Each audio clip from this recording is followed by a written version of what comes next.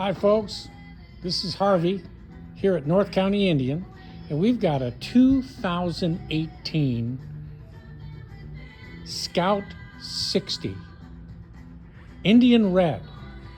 That's an excellent color, and they only made it a couple of years. This bike has crash bars, it has hand protection, it has a rack on the back along with a sissy bar. This motorcycle was a commuter for one of our customers, and it's a testimony to Indian motorcycles. This motorcycle has 95,000 miles on it.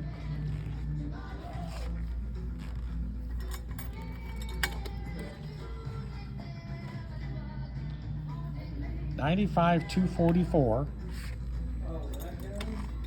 It's been very well kept. It'll probably do another 100,000, who knows? But this bike has been well maintained. We have the service records on this motorcycle. Come on down and take this for a test drive. It'll surprise you, I guarantee it. Runs beautifully.